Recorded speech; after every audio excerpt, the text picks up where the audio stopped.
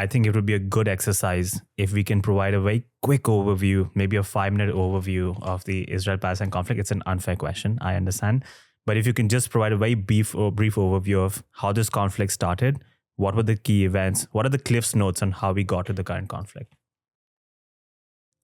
I don't think it's possible to do something like that. I think one can, if we want the background to the situation in Gaza, I think the essential facts are that there was a war in 1948, usually called the First Arab-Israeli War.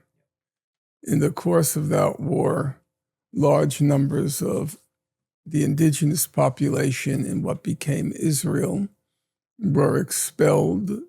The numbers usually run to about 750,000. Of those 750,000, about 300,000 ended up in Gaza. And so they then constituted about 70 to 80% of the population of Gaza. The expellees overwhelmed in numbers those who were living in Gaza at the time. And that population, as I said, it constitutes about 70% of the population today in Gaza. So the first fact to know about Gaza is when you watch the news reports and the pictures coming out of Gaza, that 70% of Gaza are either refugees or descendants of refugees. Mm-hmm. And under international law, descendants of refugees are also classified as refugees. So Gaza is an overwhelmingly overwhelmingly refugee population. And then half of Gaza's population are children. So those are, I think, the two salient facts about Gaza: overwhelmingly a refugee population and half a child population.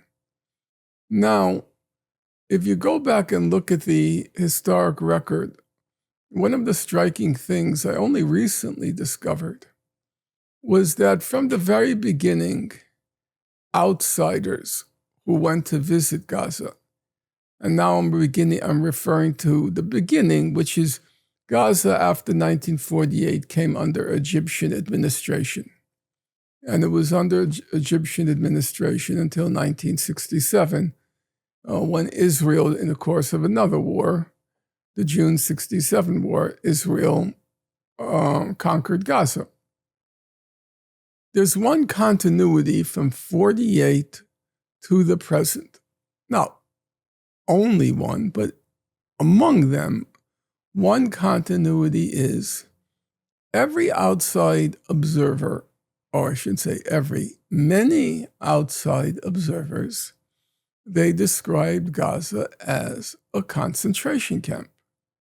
Beginning in the mid-50s, the main UN representative in Gaza, his name is E.L.M. Burns. He writes a book about his stint as a UN representative in Gaza. How does he describe Gaza? A concentration camp. Most people in this room will remember Al Gore, who ran for president in 2000. He was a senator. His father was a senator. Yeah. His father visits Gaza in 1967 after the June War. How does he describe Gaza? He goes before Congress. He's giving his testimony on his trip to Gaza, and he says it's a concentration camp. The head of the Israel National Security Council, his name is Giora Eiland. He's still around and still a very nasty piece of work. But he describes Gaza as, quote, and this is in 2004, a huge concentration camp. And so you see that continuity. Now, you can quarrel about whether the term is accurate, But you can't quarrel with the fact that reflexively all outside observers who went there, the image that came to mind was a concentration camp. Now, that's really only a third of the story, because after 2006, when Hamas is elected into power, Israel imposes this medieval siege on Gaza, effectively reducing, as they said themselves, to a humanitarian minimum, which is just a euphemism for a starvation plus diet on the people of Gaza.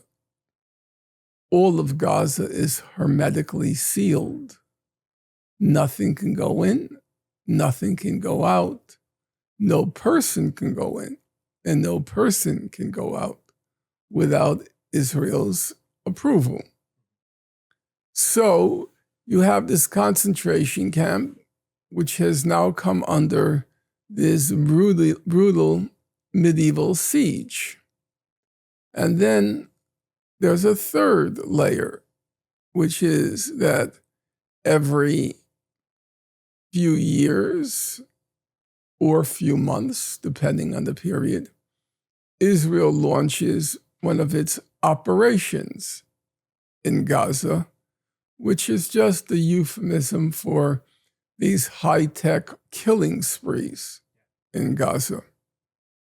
So by October 6th, the people of Gaza, the young people, for example, who burst the gates of Gaza concentration camp on October 7th, by the eve of October 7th, most, if not all, of those young men had been born in a concentration camp. They had languished in that concentration camp, and it was certain that they would die in that concentration camp. Now, you might say, but I leave out an important element, and that element is, why didn't Hamas try to, the elected leadership, why didn't it try to resolve this matter so as to end the siege and so forth? But the answer to that is they did. They tried diplomacy. They tried international law. In March 2018, they tried nonviolent civil resistance. I don't have the time now to go through the details, but they did try every avenue of possibility to achieve a degree of normalcy. The other point to make, which ought to be obvious, is Hamas wasn't elected into office until January 2006. Mm-hmm. But the siege of Gaza, the turning of it into a concentration camp, the sealing of it, SEAL, the sealing of it, that began around 1990. It was called the policy of closure, CLOSURE. That long preceded Hamas. So I don't think it's accurate, based on the documentary record, to say that Hamas was an obstacle to resolving the problem. First of all, the problem preceded Hamas. The closure policy begins around 1990, 15 or so years before Hamas is even elected. And number two, they did try. I mean, even now, I've read it so many times, but I was rereading something I had written a while ago, And the scenes during what was called the Great March of Return, when Palestinians tried nonviolent civil resistance in order to break the siege of Gaza. And the scenes that are depicted in the exhaustive UN report of the Israeli snipers lined along the perimeter fence with Gaza, aiming their weapons from afar, 100 meters, 200 meters, 300 meters, 800 meters away at Palestinians against a tree, just leaning against a tree, of double amputees, of medics running to rescue people who are shot. And the snipers, and Israel says, every bullet hit its target, which I believe is true. These were among their best snipers. Shooting the kids in the back of the head, shooting the double amputees, aiming at the kneecap and below to inflict life-changing injuries. Even now, I shake my head. I do. Just the other night, because some people say that some of the language I've used in recent years is a little bit over the top when I describe Israel as a satanic state. And then I have to, of course, because people who have criticized me on that count, I respect very much. So I have to think hard whether am I going over the top? But then I read the descriptions. No, it's Israel that's over the top. I am simply describing what they're doing.